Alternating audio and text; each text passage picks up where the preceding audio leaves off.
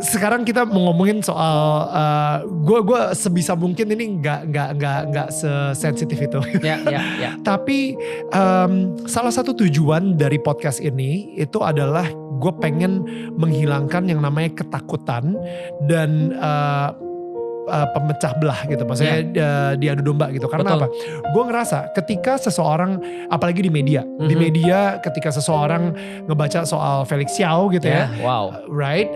Lu sendiri juga bilang kalau lu sempet jadi nomor 2 paling radikal di seluruh betul. Indonesia gitu kan. Nah itu akan menimbulkan sebuah ketakutan tersendiri, you know. Betul. Mereka nggak akan konfrontasi lo, mereka nggak akan ngomong, maksudnya apa sih yang lu ngomong itu? Mereka nggak akan coba cari perspektif apa yang lu punya, dan mereka nggak akan coba berempati atau coba mengerti lo. Ya. Mereka udah langsung ngecap radikal. Benar gitu ya. Benar banget. Nah, ketakutan ini itu mungkin yang menahan beberapa orang untuk ngobrol, untuk kita minum bareng, misalnya minum air putih atau ngopi bareng atau apapun itu. Dan ketakutan ini juga yang menciptakan perceraian sih, maksudnya pemisahan gitu ya, polarisasi ini, separation. So ini adalah salah satu podcast di mana gue pengen banget supaya tetangga-tetangga kita itu bisa bertetangga dengan siapa aja gitu. And gue karena gini, mungkin ini yang I'm just gonna say it, alright. Yang Kristen takut diislamisasi, yang Islam takut dikristenisasi. Betul. Kalau kita berdua sama-sama takut, akhirnya kita benar-benar membangun sebuah tembok. Betul. Dan tembok ini akhirnya ketika kita di balik tembok, kita mulai memikirkan hal-hal yang negatif tentang orang yang lain gitu. Dan belum lagi kalau misalnya ditwist juga sama media. Benar. Lihat tuh apa yang terjadi. Kalau misalnya ini terjadi, wah, ya nanti Indonesia akan bla bla bla. Wah, nanti lo akan sebagai orang minoritas akan di bla bla bla dan lain-lain gitu ya. Now, you know, I wanna address this gitu karena jujur ini sesuatu yang mungkin gue nggak pernah bicarakan juga, tapi apa yang terjadi ketika gue ketemu sama Ustadz Abdul Somad sebagai teman aja, cuman datang berteman, sama ketika gue ngobrol sama Felix Xiao, berteman aja, kita let's be friends, we build relationship.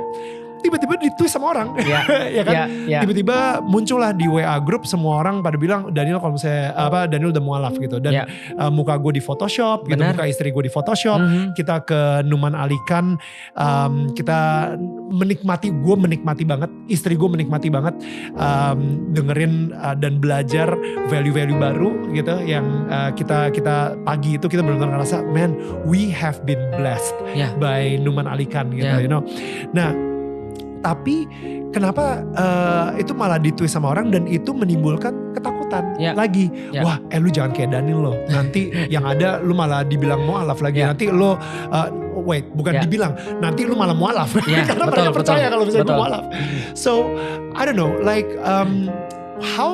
gimana caranya supaya kita bisa handle this fear dan mungkin lebih berani gitu untuk bisa bernongkrong satu sama yang lain. Oke, aku coba untuk menjelaskan sebaik-baiknya, dan mungkin ini panjang, mungkin kita nggak tahu kapan pembicaraan akan berakhir, tapi aku mau mulai dengan satu hal. Aku pernah didatengin sama polisi di rumahku.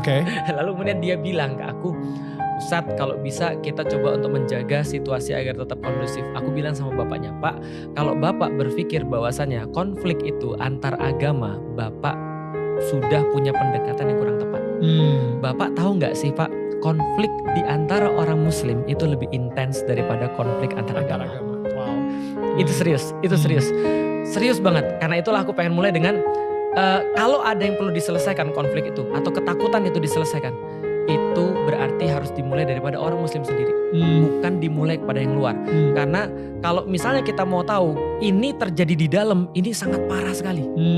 Bagaimana terjadi di luar, orang di dalamnya aja parah. Ketakutan di antara orang-orang muslim itu sangat luar biasa. Contoh misalnya kita lihat ya, seolah-olah gini, kalau berbeda dengan saya berarti dia salah, aku benar. Atau berbeda dengan aku berarti dia bukan yang sama. Padahal dia sama-sama muslim. Bukankah ini adalah sesuatu yang mengerikan? Bagaimana ini kalau terjadi di luar? Nah ini problem yang utama adalah problem ukhuwah kalau kita sebutnya, atau sebuah kayak persaudaraan di antara kaum muslimin. Nah, yang lebih menariknya lagi, dulu Rasul punya 3 doa.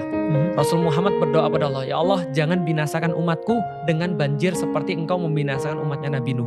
Maka Allah mengabulkan, enggak.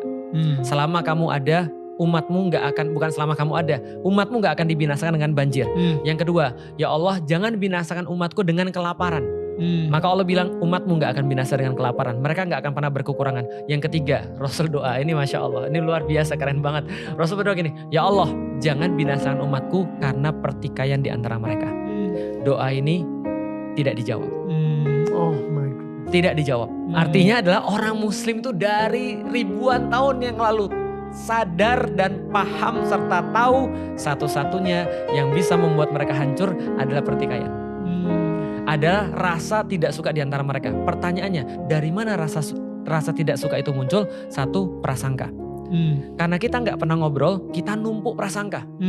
Jangankan kita, Mas Daniel, aku dan Mas Daniel sama istri aku yakin juga sama. Aku sama istriku juga sama. Ketika aku rasa dia berbuat sesuatu nih dan aku nggak ngobrol sama dia, itu numpuk di aku dan numpuk juga di dia. Setan ngasih aku, setan ngasih dia, ngasih aku lagi, ngasih dia. Ketika aku ketemu dia, yang muncul marah. Kenyataannya begitu? Enggak. Kamu tuh ya kalau ngomong yang bener. Aku tuh suamimu, jangan kasar kayak gitu. Dia bilang, aku tuh gak maksud sama sekali. Ternyata kita bilang, dari tadi kita marah-marah apa ya? Ini marah dalam pikiran kita aja. Jadi ada orang marah dalam pikiran dia, membenci orang dalam pikiran dia. Karena referensi yang dia coba untuk cari sendiri, bukan ngobrol dengan orang yang lain. Mas Daniel tahu ketika Mas Daniel ketemu UAS banyak orang yang gak suka. Karena mungkin orang-orang yang gak suka dengan UAS itu lebih banyak orang yang gak suka daripada aku. Khususnya orang-orang Kristen mungkin. Karena pernyataan-pernyataan beliau yang sempat diviralkan dan segala macam. Kadang-kadang aku merasa sedih Mas. Kenapa? Yang viral itu mereka bukan orang beragama juga sebenarnya. Karena mereka yang cuma nyari AdSense. Mereka nyari rame dan segala macam. Aku juga sering begitu diviralkan sama orang. Dan beberapa orang aku tanya, kamu ini siapa? Santri aku juga bukan, jamaahku juga bukan. Tiba-tiba ngangkat berita yang seolah-olah pakai judul yang sangat bombastis untuk nyari AdSense.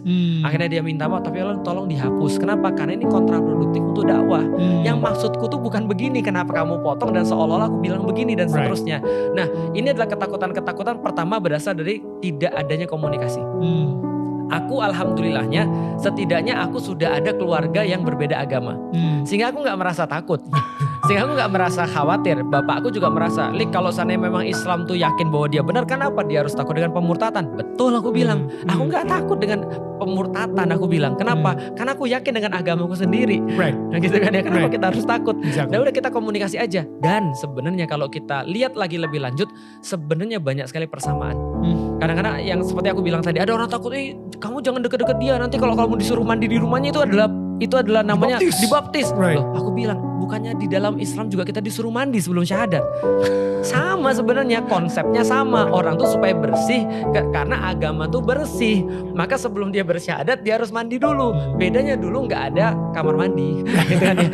Makanya di sungai Jordan. Iya, makanya di dalam Islam juga di mata air mandinya. Tapi sekarang kan kita nggak perlu mandi di mata air lagi. Kan kita tinggal mandi wajib, tinggal di WC kan itu kan ya. Kenapa kamu harus takut gitu maksudnya? Bahwa saya ketika orang-orang yang bukan muslim ketika dia ngelihat sorban dan dia ngelihat gamis, dia mendadak jadi takut. Aku bilang, lalu pakaian orang-orang di zaman Yesus seperti apa? Aku tanyain. Aku pernah ambil satu bukan penelitian ya, iseng gitu kan ya. Aku tampilin gambar.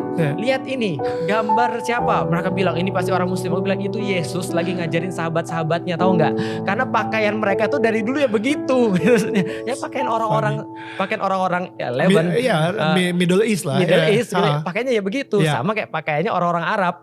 Jadi ketika kita melihat bahwa Maria, Bunda Maria dengan pakaian seperti itu, ya itu memang pakaian mereka. Ya kenapa harus kita takut satu sama lain? Ya tapi after all, memang takut itu. Ada satu quotes yang sangat bagus, ketakutan adalah hasil daripada ketidaktahuan. Jadi begitu kita ilmunya kurang, maka kita pasti takut. Contoh, orang yang gak punya ilmu ngelihat ranting bergerak aja dibilang setan. Dia bilang hantu, gitu kan ya. Padahal ranting bergerak. Itu kenapa pintu bisa nutup sendiri? Lah itu kan otomatis. Kan dia nggak tahu. Ibarat orang udik terus tiba-tiba orang kampung tiba-tiba pergi ke mall. Dia bilang ini ada apa? Jalan. Ini ada supernatural apa? Sebentar. Makanya orang-orang dulu bilang mereka adalah magician. Orang dulu bilang wizard. Mereka mengartikan diri mereka bukan wizard. We are scientist. Tapi karena orang nggak tahu mereka bilang ini adalah some kind of sihir gitu. Sihir dan segala macam, yang sesuatu yang jahat dan seterusnya. Nah, maka ketakutan itu adalah hasil daripada ketidaktahuan.